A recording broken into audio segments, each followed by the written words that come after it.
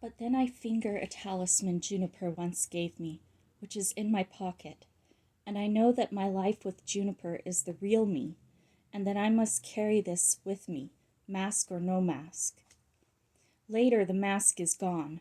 I am beautifully dressed, and I am dancing. Colman is with me, but what is important is that I am taking on some of the power of the Doran. It frightens me. I know it is risky, but it is also what I long to do. Then I am back at Castle Door.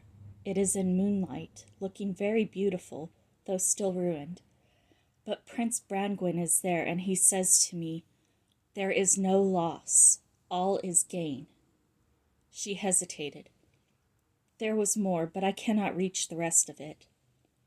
Juniper nodded decisively.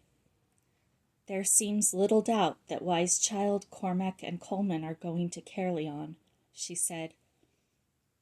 My dream is in part about what I feared most, letting Wise Child run horrible risks when I am not there to help her.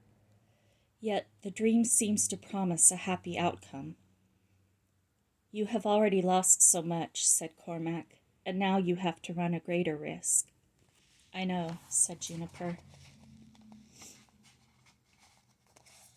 My dream is mainly about fear, Cormac went on. The sheer darkness and horror of a place where there is no love, only cruelty. The bit about the dog, though, might suggest that the Grey Knight is not as all-powerful as he tries to pretend. My dream, said Wise Child, is saying that though I must pretend at Caerleon, I will succeed by holding on to the truest part of me, the part that loves Juniper. And also that if power comes, I must not be afraid of it. Will I be afraid of it? Power is very frightening, said Juniper, especially if you are not used to it. The danger is that it may take you over and control you entirely. Some people are so scared of it that they will not take it in any form at all. Is that good? It is really harmful, Juniper said. If the good people, or those who at least try to be good, will not take their power, it leaves it all to the bad people, like Marut, who can never get enough of it and want to use it for their own gratification. So though power is dangerous to all of us, we have to learn how to take it when it comes our way and use it wisely and carefully, and unselfishly. That is the difficult bit. I'd never thought of all that, said Wise Child. I thought power might be rather exciting. It is that too, said Juniper. There lies the risk. You can get drunk on it. You have to learn how to manage it, as one day you will learn how to drink wine without getting drunk. So I may go to Caerleon using whatever power I have and do it with your blessing? Wise Child asked, returning to the main purpose of the dreaming. Juniper nodded slowly, painfully. A tear rolled down her cheek. Cormac put out a hand and laid it over Juniper's. I will take what care of her I can, he said gently. We will need to let Lion know and get the outlaw's permission, Wise Child said. I have already done so, Juniper said. I realized then that when Juniper had left earlier, she had not only been upset, but had gone to consult with the outlaws. Tell me, Cormac, Juniper said, how it was that even before the dreaming, you were so sure that it was right for Wise Child to go. You know how much trust I have in you, how wise I have always believed you to be. In this matter, you could see what I could not. When Wise Child talked as she did after Perquin's meeting, it was as if I could see what she saw, that she was called as a Doran, to take some direct action against the evil of Caerleon.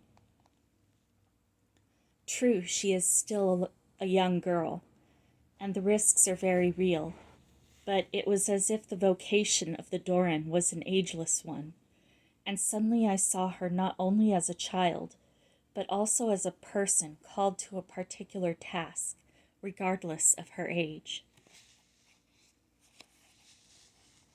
Juniper nodded again. So I must let her go? She asked Cormac humbly. I think so, he replied. So when can I start? Wise Child asked, suddenly much more the impatient child than the wise woman in the making. We need a few days to prepare you all, Juniper said. Clothes, directions, and in Wise Child's case, magical lore, which will involve some learning by heart as well as just generally thinking and talking through the various potential dangers for all three of you. I surprised myself by suddenly saying clearly and distinctly, I am not going. The other three stared at me. I am not going, I said again, very red in the face. It is madness to go to Caerleon, and I don't want to be part of it, no matter what your dreams say. Juniper looked at me so lovingly that I thought I might burst into tears. Cormac looked at me in surprise, and Wise Child with contempt. Then we'll do it without you, she said sharply. It was 3 days later that they left, and they were 3 painful days for me, in which Wise Child barely spoke to me. At the first opportunity, Juniper took me aside. You are sure about this, Colman? It seems... She hesitated as she sought the words she needed. Unlike you. I shook my head, but said nothing. I felt very sad, as if I would never be happy again. They set off early in the morning. With a heavy heart, I got up to see them go.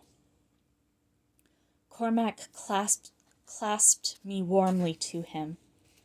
Wise Child looked at me in her cool, slightly scornful way. The two of them put on their warm outdoor clothes and their strongest boots. Each of them carried, strapped to their backs, a bundle of clothes, which I knew included the black egg that the mother had given me, the flask of purple liquid, and the little bottle with the scrap of cloth inside it. Juniper embraced Wise Child as if she could not bear to let her go, and both of them wept a little. Then they were gone.